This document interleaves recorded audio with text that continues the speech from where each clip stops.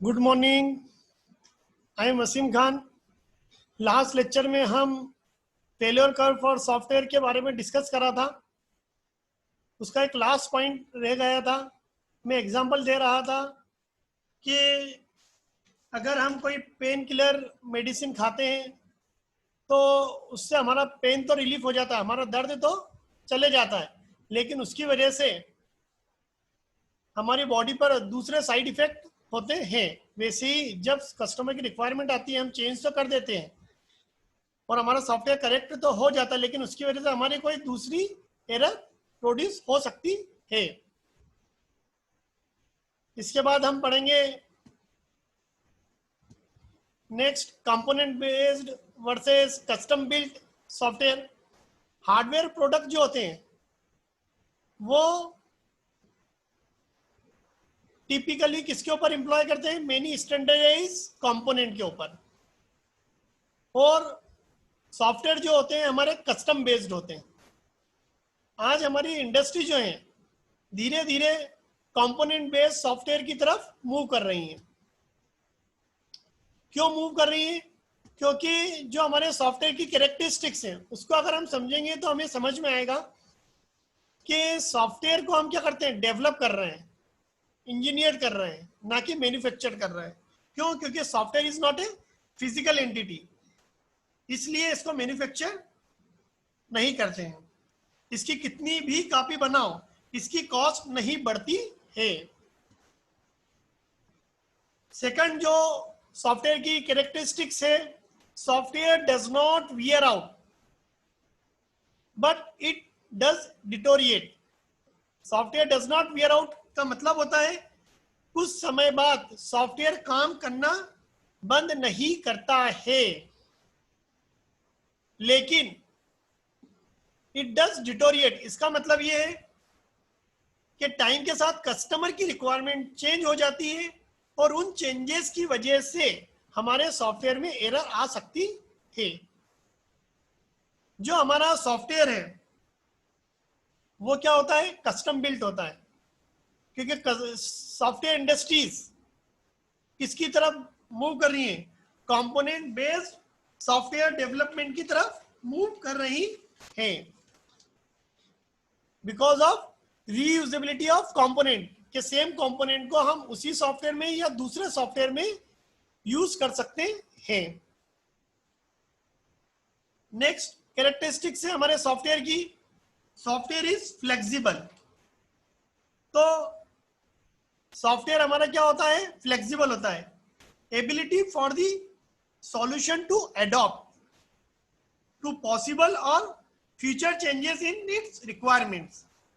या हम ये भी कह सकते हैं it refers to design that can adopt when external changes occur. अगर कोई एक्सटर्नल चेंज आते हैं तो हमारा सॉफ्टवेयर उसको अडॉप्ट कर सकता है, तो वो सॉफ्टवेयर क्या कहलाएगा? फ्लेक्सिबल। क्या कहलाएगा? फ्लेक्सिबल। देन नेक्स्ट कैरेक्टरिस्टिक्स है हमारे सॉफ्टवेयर की, reliability, maintaining it's level of performance under the given condition for a stated period of time. मतलब हमारा जो सॉफ्टवेयर है, जो हमने टाइम पीरियड दिया है उस टाइम पीरियड पर प्रॉपर वर्क करेगा। सपोज अगर हमने कोई सॉफ्टवेयर डेवलप करके हमारे कस्टमर को दिया है और हमने बोला है कि 3 साल तक इस सॉफ्टवेयर में कोई मिस्टेक नहीं आएगी, तो वो सॉफ्टवेयर हमारा क्या कहलाएगा? रिलायबल सॉफ्टवेयर कहलाएगा। ये हमारे सॉफ्टवेयर की कैरेक्टरिस्टिक्स होती है।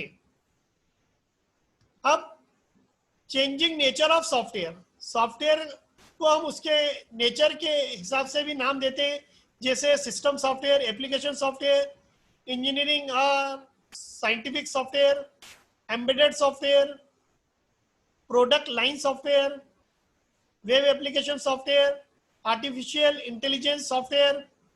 सबसे पहला हमारा जो सॉफ्टवेयर आता है सिस्टम सॉफ्टवेयर। तो सिस्टम सॉफ्टवेयर क्या होते हैं? Is a collection of program and return to service other program. और जो हमारा सिस्टम सॉफ्टवेयर है उसके एग्जांपल ऑपरेटिंग सिस्टम है, और उसका एक और एग्जांपल है कंपाइलर या ड्राइवर। इसके बाद आते हैं हमारे application software. Application software consists of stand alone program, जो पर्टिकुलर स्पेसिफिक बिजनेस के पर्पस के लिए हम बनाते हैं।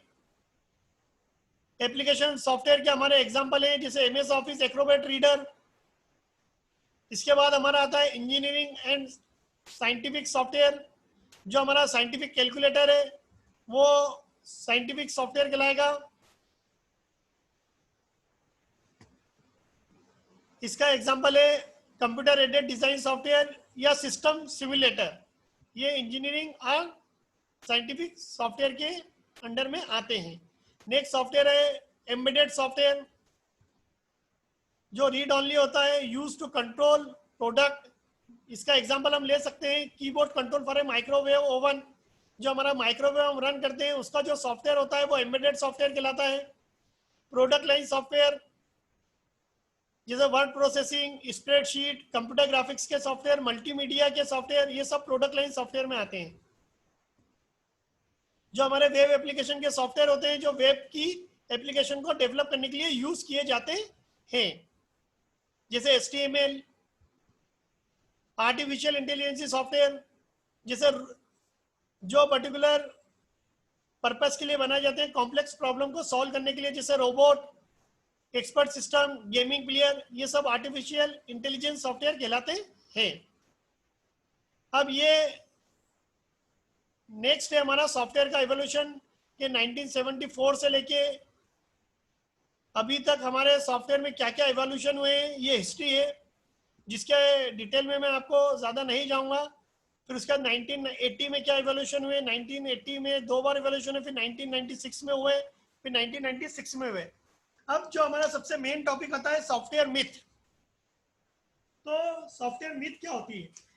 किसी भी चीज के ऊपर wrong belief, wrong information, miss information is called software myth, is called software myth. और मिथ के अंदर नंबर ऑफ एट्रीब्यूट होते हैं जो बहुत ही डेंजरस हो सकते हैं। जो नंबर ऑफ एट्रीब्यूट बोला गया है उनको हम मिथ में मिसलीडिंग एट्रीब्यूट भी बोलते हैं, जिसकी वजह से सीरियस प्रॉब्लम आ सकती है मैनेजर को भी और टेक्निकल पीपल को भी। ये जो सॉफ्टवेयर मिथ होती है इसको जनरली 3 कैटेगरी में क्लासिफाई किया गया है। कितनी कैटेगरी में? 3 कैटेगरी में। मैनेजमेंट मिथ पहली है, दूसरी है हमारी कस्टमर मिथ, और तीसरी है हमारी प्रैक्टिशनर लेवल मिथ। सबसे पहले हम मैनेजमेंट मिथ पढ़ेंगे। तो मैनेजमेंट मिथ में सबसे पहले हम ये देखेंगे मैनेजर का रोल क्या होता है। To maintain budget, schedule, on time, improve quality. ये जनरली मैनेजर का रोल होता है कि हमारा जो सॉफ्टवेयर है वो बजट में हो, शेड्यूल जो दिया गया है टाइम का उस पर कंप्लीट हो जाए और उसकी क्वालिटी मेंटेन रहे। अब मैनेजमेंट को लेके मिथ क्या होती है? तो मैनेजमेंट को लेके मिथ ये होती है कि मैनेजमेंट को लगता है कि बुक में सारे स्टैंडर्ड एंड प्रोसीजर दिए गए हैं, बुक में सारे स्टैंडर्ड और प्रोसीजर दिए गए हैं सॉफ्टवेयर को डेवलप करने के लिए। जो भी डेवलपर को चाहिए वो बुक में है, लेकिन रियल लाइफ सिचुएशन अनएक्सपेक्टेड होती है। तो क्या ये बुक उन अनएक्सपेक्टेड सिचुएशन को बताती है या सॉल्यूशन प्रोवाइड करती है? तो इसका आंसर डेफिनेटली आएगा नो। डेफिनेटली इसका आंसर आएगा नो। इसलिए ये एक मिथ है। रियलिटी में क्या होता है? रियलिटी में क्या होता है? रियलिटी में are software practitioner aware of existent standards? Does it reflect modern software engineering practice? या उनको नॉलेज है करंट स्टैंडर्ड का? ये सारी चीजें जरूरी होती हैं। जो मैनेजर को मिथ होती है एक और,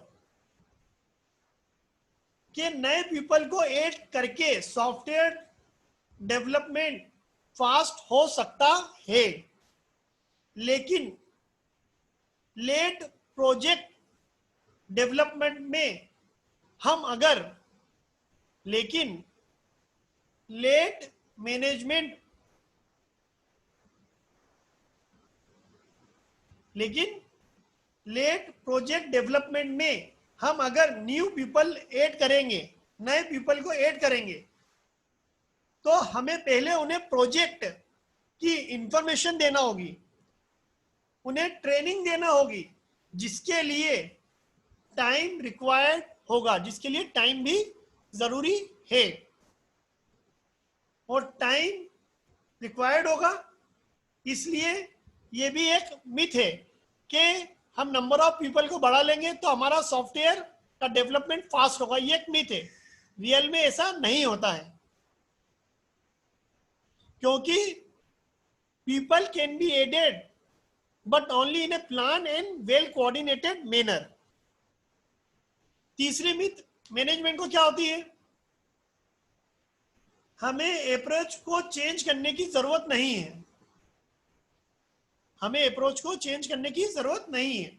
या ये भी बोल सकते हैं कि हमने जो सॉफ्टवेयर प्रोजेक्ट है उसको थर्ड पार्टी से आउटसोर्स कर लिया है और रिलैक्स होकर बैठ गए हैं।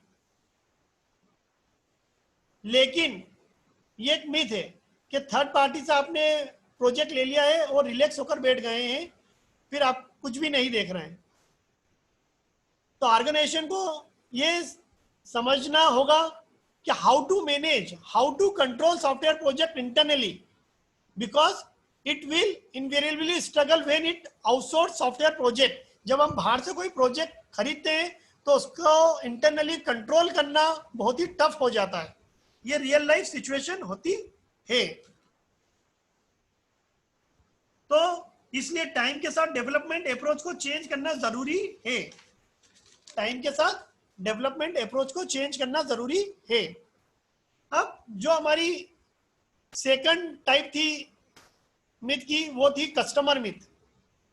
कस्टमर कौन हो सकता है, बिजनेस डिपार्टमेंट भी हो सकता है, पर्सन भी हो सकता है, टेक्निकल पीपल भी होता है, या जिसने रिक्वायरमेंट सॉफ्टवेयर को डेवलप करने की दी है वो हमारा कस्टमर कहलाता है। अब कस्टमर को लेके मिथ क्या होती है, कस्टमर को ये मिथ होती है कि only the general statement is sufficient and no need to maintain detail. General statement हमने दे दिया है सॉफ्टवेयर को डेवलप करने के लिए, उसकी डिटेल देने की जरूरत नहीं है, ये कस्टमर को मिथ होती है। लेकिन रियल में क्या होता है, रियल में क्या है,